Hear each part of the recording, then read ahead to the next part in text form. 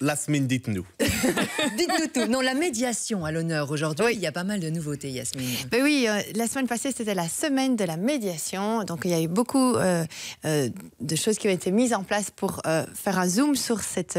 c'est pas vraiment une nouveauté à la médiation. Elle a été reconnue dans le Code judiciaire en 2005, mais c'est vrai qu'on en parle de plus en plus. Et les nouveautés, c'est que depuis cette année, eh bien, tout ce qui gère, tout ce qui touche à la procédure, eh bien, ça a changé. Donc, le Code judiciaire a changé. Et donc, il oblige les juges, les avocats, les huissiers, etc., à informer d'une part les parties sur les possibilités, les autres possibilités de résoudre un conflit à l'amiable. Et aussi le juge, qu'est-ce qu'il va faire bien souvent maintenant, si vous allez trouver un juge pour peu importe quel litige, eh bien, il va vous demander comment est-ce que vous avez fait pour essayer de résoudre le litige à l'amiable. Oui. Donc c'est l'étape préliminaire. En fait, maintenant, on essaye de plus en plus à ce que la décision de justice, la décision du juge soit le plan B.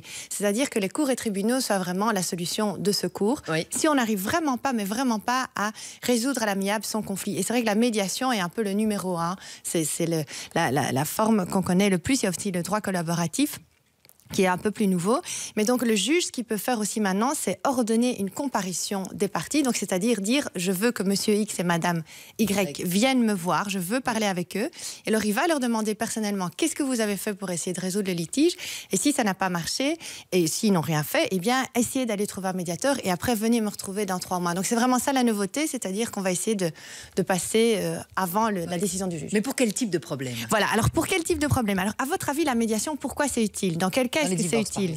Oui, dans les divorces. Les gardes d'enfants. Voilà, donc la médiation familiale, effectivement, c'est une des médiations les plus connues, mais il y a encore plein d'autres matières. Le commerce, non? Le commerce, civil, donc familial évidemment, civil, commerce, quand vous avez un associé.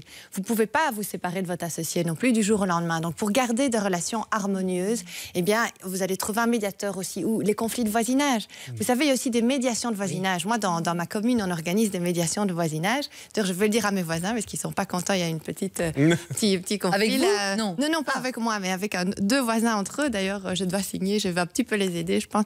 Enfin voilà, mais donc il y a plein de médiations. Aussi la médiation sociale, si vous êtes licencié de votre employeur, ce que je n'espère pas, pour prester votre préavis, il faut aussi garder des relations harmonieuses. Oui. Hein. On va essayer. Donc, pour tous ces cas-là, il y a aussi la médiation pénale, j'en ai déjà parlé. C'est quoi ça? La médiation pénale, par exemple, vous commettez une petite infraction. Vous avez genre un vol ou moins que ça? Moins que ça. C'est des infractions de 2 ans de prison ou moins. Donc, par exemple, vous avez bu au volant, vous êtes rentré tard et vous avez foncé dans le garage de monsieur X. Oui. Puis vous êtes parti, vous avez aussi un délit de fuite. Donc là, c'est pas terrible. Le lendemain, vous dites, non, on va essayer quand même de trouver une solution, de réparer monsieur X.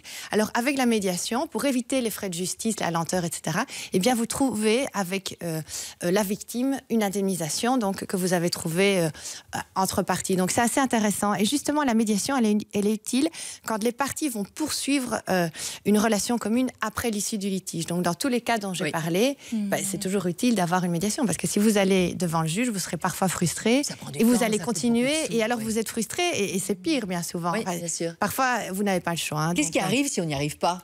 Qu'est-ce qui arrive si on n'arrive pas? D'abord, ce que je vous dis, qu'est-ce qui se passe si j'ai un conflit? Vous allez trouver un avocat ou directement le médiateur et vous expliquer votre problème. Alors lui, il va un petit peu analyser, il va un petit peu vous dire, voilà, moi je pense que pour ce cas-là, vous devez quand même aller trouver le juge parce que ça ne marchera pas avec moi.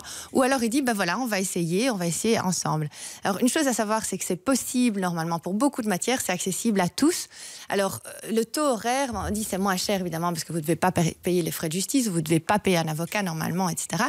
Ça varie, ça peut aller de 40 € à 250 €, ça dépend un peu du tarif du médiateur, mais en principe c'est quand même moins cher et plus rapide parce que vous n'avez que le médiateur à payer. Et puis qui peut aller le voir? C'est la victime ou alors qui peut aller le voir? Eh bien c'est un peu. C'est pas le crime, vous voyez. Oui, c'est un peu tout le monde. L'infraction.